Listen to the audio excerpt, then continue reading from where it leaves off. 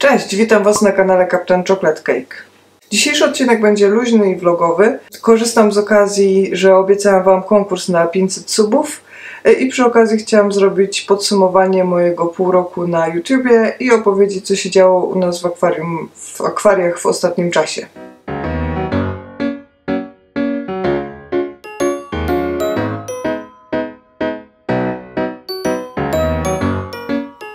Ostatnio zorientowałam się, że już minęło ponad pół roku na YouTubie. W tym czasie kanał strasznie ewoluował. Na początku, jak Wam mówiłam, chciałam sobie zrobić taki kanał trochę pamiątkowy, żeby na emeryturze oglądać, jak rozwija się moja pasja akwarystyczna. Po pewnym czasie okazało się, że jednak ktoś to ogląda i że czasem informacje są cenne, bo nie zawsze są dostępne w języku polskim. Więc zaczęłam robić też dużo filmów informacyjnych. I jakoś udało mi się dobrnąć do 500 subów. No oczywiście początkowe to były rodzina i znajomi, którzy byli moimi pierwszymi krytykami i za to im bardzo dziękuję.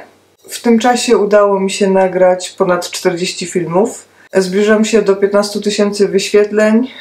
Jeden z moich filmów, który nie jest zbyt moim ulubionym, ma ponad 2500 wyświetleń. To jest w ogóle dla mnie jakiś szok i niepojęte, że jest takie duże zainteresowanie welonami.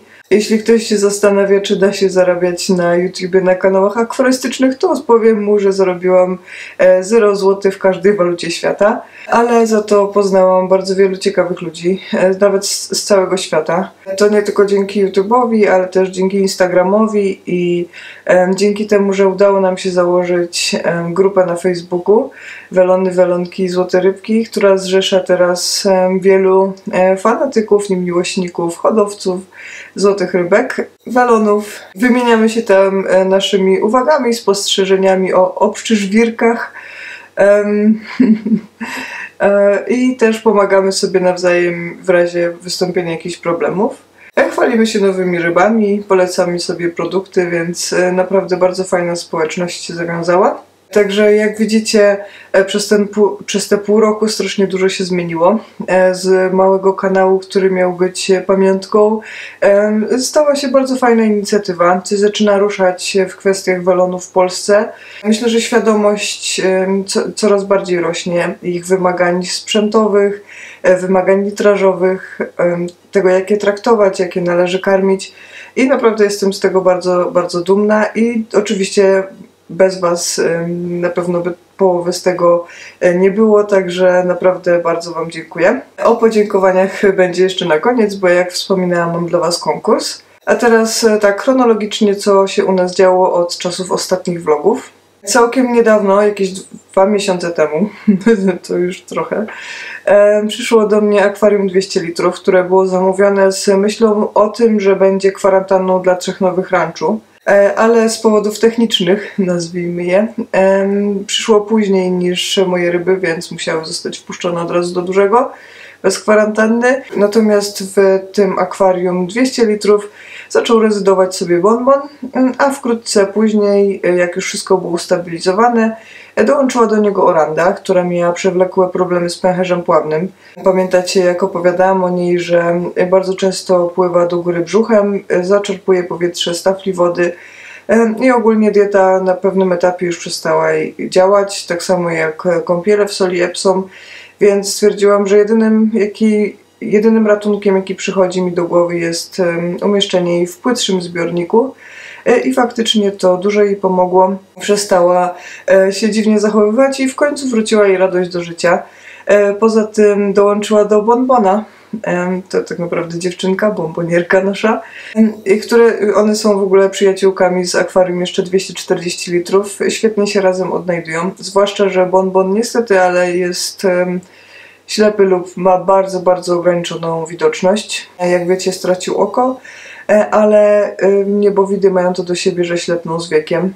I jak mieszkała sama, czy mieszkał sam, to widziałam, że na jedzenie poluje bardzo na oślep. I teraz Oranda trochę mu pomaga, a trochę mu przeszkadza w jedzeniu, bo Oranda milkshake robi mu trochę za rybę przewodnika.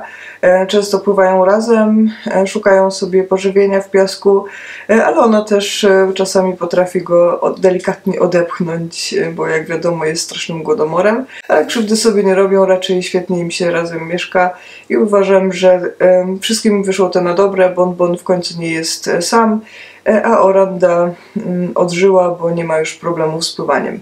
Akwarium zaaranżowałam bardzo prosto i tanio, dlatego że na spód poszedł czarny piasek. Jako tapeta służy zwykły worek na śmieci. Opcja zupełnie mało kosztowa, ale bardzo fajnie oddaje głębie. Są tam jakieś anubiasy, wprawdzie jeden już jest wyrwany z korzenia.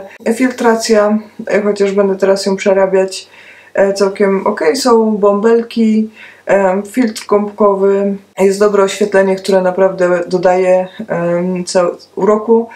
Nie wiem, czy widzieliście zdjęcia na Instagramie z tamtego akwarium, wyglądają całkiem fajnie, pomimo tego, że właśnie są robione na tle z worka na śmieci. Także ogólnie podoba mi się cały ten projekt. W dużym akwarium właśnie kilka dni temu zmieniłam wystrój już na zimowy. Mają nową zimową tapetę, która jest słodka, bo jest to domek z piernika. Zmieniłam im przy okazji oświetlenie na trochę dłuższe, chociaż słabsze i nie wiem, czy jestem zadowolona z niego, czy nie. Poprzednie jakoś było mocniejsze, chociaż welony podobno nie lubią bardzo mocnego światła i też nie mam takiej roślinności, która wymagałaby bardzo mocnego światła, ale wiadomo, że lubię robić im zdjęcia i czasami jakieś dodatkowe światło by się przydało. Tak. W zeszły wtorek też dostałam nową rybę. To był spóźniony prezent urodzinowy. Ryba, nie ukrywam, że oczywiście pochodzi od Nordhans Goldfish, czy Nordhans Koi.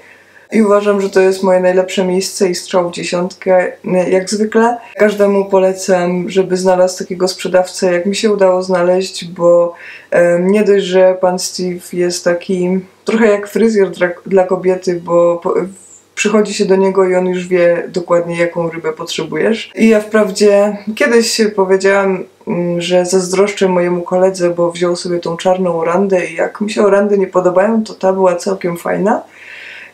No a potem przyszłam i mówię, że mam jakiś tam określony budżet i że są moje urodziny, może bym pooglądała rybki. No i oczywiście on wie, że jestem fanką ranczu, ale wysłał mi akwarium z samymi ranczu i tą jedną właśnie orandą, której po prostu nie mogłam powiedzieć nie. Jest przepiękna. Wyróżnia się bardzo długim ogonem, to się nazywa Broadtail i dosyć ciekawym kolorem. Może nie jest jakiś mało popularny, ale bardzo fajnie wygląda. To jest taki brąz z odrobiną złota. Mieni się jak pływa, zresztą jak pływa, to jest po prostu, ta ryba jest dla mnie żywą sztuką.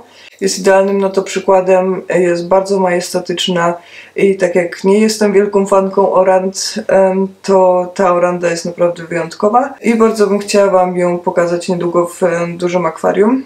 Dzisiaj jest piątek, ona przyszła we wtorek. Przez pierwsze 3 dni siedziała w oddzielnym akwarium 90 litrów, natomiast była bardzo świetnie w ogóle przygotowana do transportu, to muszę powiedzieć. Właśnie najbardziej martwiłam się tego, że zmarznie w nocy, bo teraz u nas na wyspach już noce są dosyć chłodne, ale dostała 2 worki takie ocieplające, więc temperatura jej wody nie była zimna, a wręcz była nawet z 2 stopnie cieplejsza niż w akwarium, które dla niej przygotowałam. Nie wykazywała żadnych oznak chorobowych, oczywiście była trochę zestresowana po podróży, co jest naturalne. Dlatego na 3. dzień, kiedy zauważyłam, że chyba jest bardziej smutna niż zestresowana, postanowiłam wykąpać ją w soli na chwilę i wpuścić ją do dziewczyn, do milkshake'a i bonbona.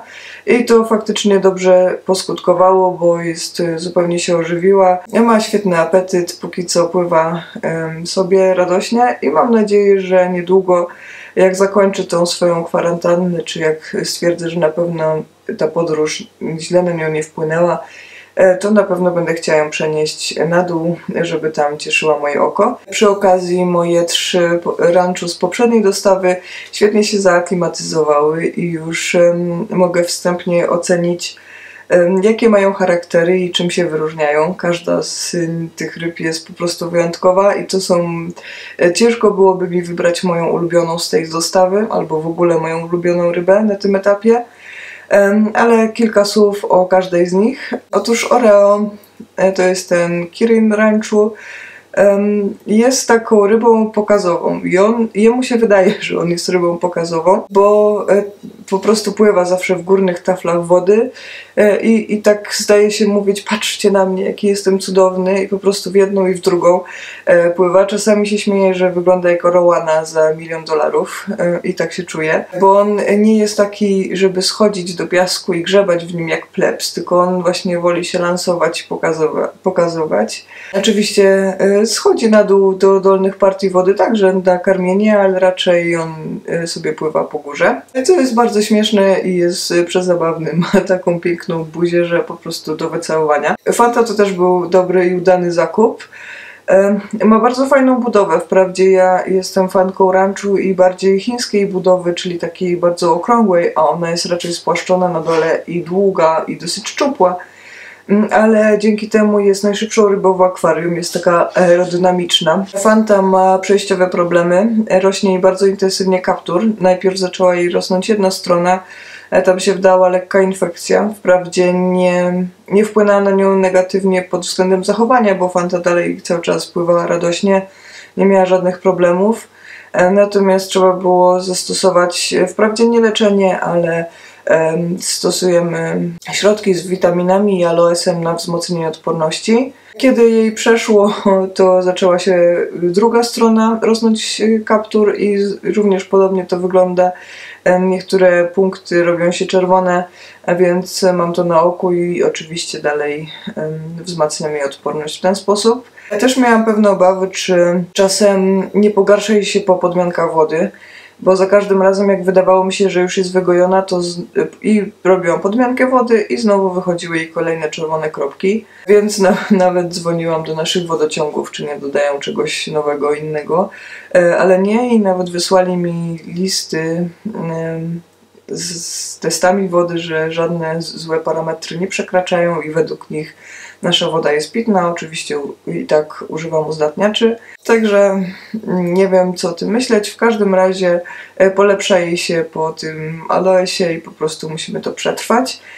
Tutaj znowu kolejny plus dla pana Steve'a z Nordhands, bo jak tylko mu powiedziałam zupełnie przy jakiejś innej okazji, że Fanta ma takie problemy, to codziennie pisał i pytał się, jak się ona czuje, chociaż to już było jakieś 5 tygodni po zakupie tej ryby, więc tak na dobrą sprawę nawet nie powinna go obchodzić, a jednak mimo to wykazał się zainteresowaniem, co było bardzo miłe. No i zostaje nam jeszcze Ranchu, kolejny, czyli salmiaki, mały czarny, który rośnie jak na drożdżach.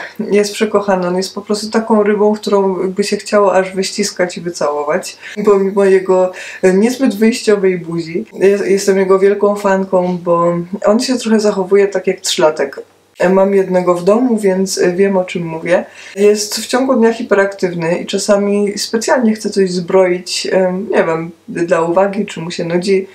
Miałam pięknego anubiasa, który kwitł i to był dla mnie wow, bo wiecie, jaki ja mam stosunek do roślin. I tak codziennie sprawdzałam, czy już rozkwita, aż w końcu patrzę, a salmiaki przepływa i nawet się nie zatrzymał i go po prostu wyrwał pyszczkiem. Od tamtej pory mój piękny anubias zdryfował, a właśnie ta część, która miała kwitnąć, zdryfowała sobie na powierzchni wody. Często też bawi się bąbelkami, wpływa sobie w nie i daje się ponieść z prądem. Niektóre ryby czasem do niego dołączają, jak widzą, że to jest super zabawa, czasem też nie, ale ogólnie jest bardzo aktywny i zawsze jest pierwszy do podmianek wody, aż musiałam zainstalować specjalny system, żeby go nie wciągnął kiedyś wężyk.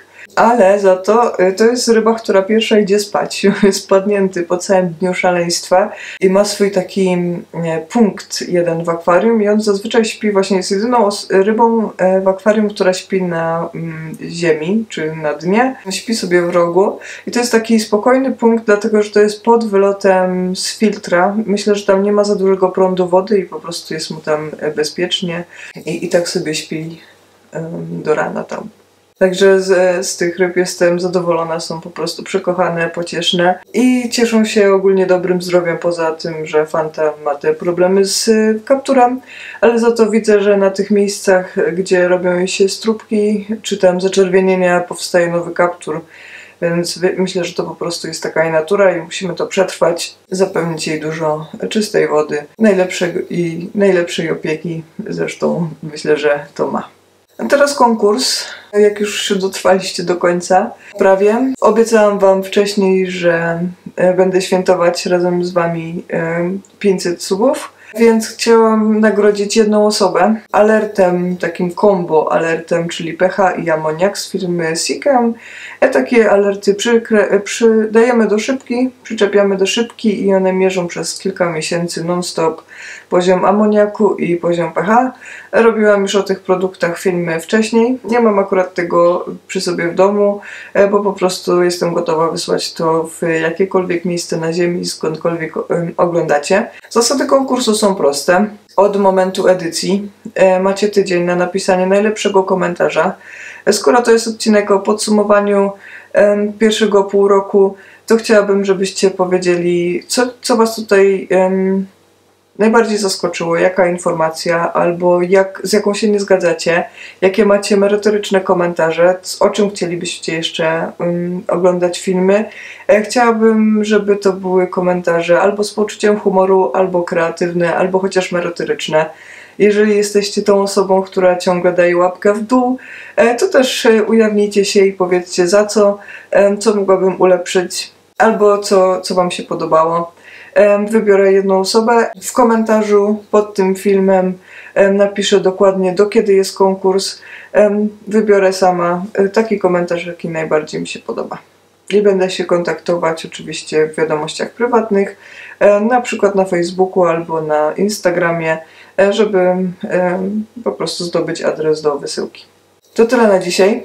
Bardzo dziękuję, że przetrwaliście ze mną te pół roku i też bardzo dziękuję wszystkim, którzy subskrybowali i przyczynili się do tego, że ten kanał się rozrasta, że nasza grupa się rozrasta, co bardzo mnie cieszy, bo to wszystko prowadzi do tego, że świadomość o welonach się powiększa i o to właśnie nam chodzi. Do zobaczenia w następnym odcinku.